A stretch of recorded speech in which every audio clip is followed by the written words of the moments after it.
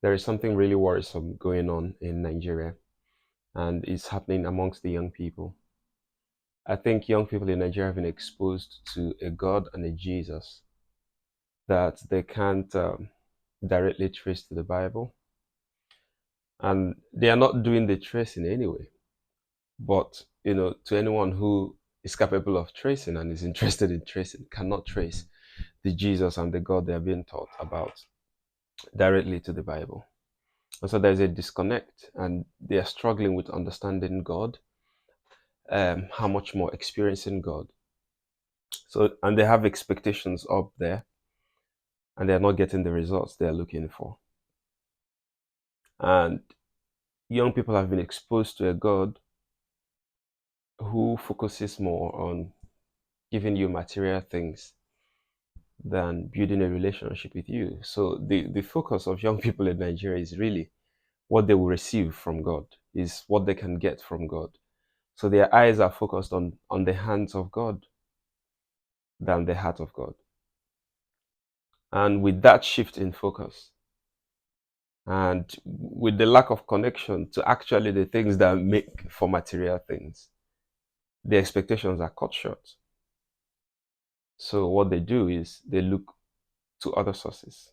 Those sources could be criminal sources or diabolic sources.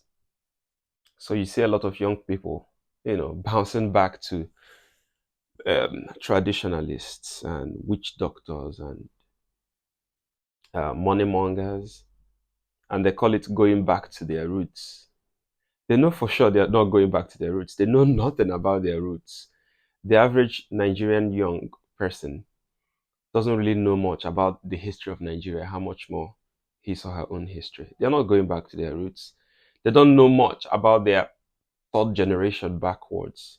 So what roots are you going back to, my brother, my sister? Well, mainly brothers, because it's mostly the males. So they say that as an alibi to do what they want to do. But they know for sure they are not going back to any roots. They're just dipping down into hell to get what they want, material things, because there's a heavy competition amongst young people. And more young people are walking away from process and looking for shortcuts by all means.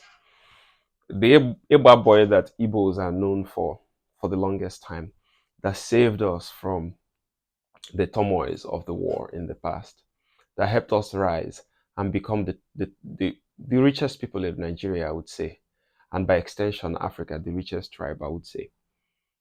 We've left it behind because nobody wants to sit under a master and learn and get good at a trade or a skill over a period of time and become their own boss. So what they want to do is to do the quickest thing possible to get money, even if it means sacrificing humans, sacrificing whatever they need to sacrifice. They don't care about integrity anymore. They don't care about character anymore. Everything is about money. And over time, um, I might not be able to trace that in this video, but over time, this is what has happened. That respect in Nigeria is so connected to money that people now believe that unless you have money, you don't deserve any respect. Knowledge, integrity, character, those things are now second fiddle. And that's how you identify a decaying society, because the important things that make for a credible, good society um, are put behind and money is put forward. When that happens in a society, what happens is that the crime level will keep rising, corruption will be on the rise, and there is no way to walk it back until um, a shift in people's mindset happens. So, is every church derailing youths, teaching falsehood? Absolutely not. But it seems to me that most churches are so focused on the things that don't matter so much, genuinely. And that is why most of the youths are derailing. Um, not many churches are teaching young people to really get to know God. Not many churches are really exposing young people to God. So many years ago, when I was a child in the early 90s, We're in Sunday schools, we're exposed to a God that loves us, that wants us to get close to Him, to have a relationship with Him. Over time, we're exposed to the ministry of the Holy Spirit. None of these things was related to material things. That's not the Jesus we were exposed to. That's not the God we were exposed to. But now it's all about, largely material things.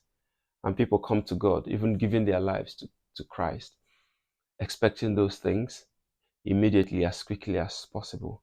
And so the focus is shifted from Christ to fishes and bread. That's a huge problem. That's a very huge problem. So the contents of the prayers of our young people is mostly, do this for me, give me this, give me that. And not, Lord, I want to get to know you more. Not, Lord, I want to do your will. Not, Lord, what do you want me to do? It is really sad.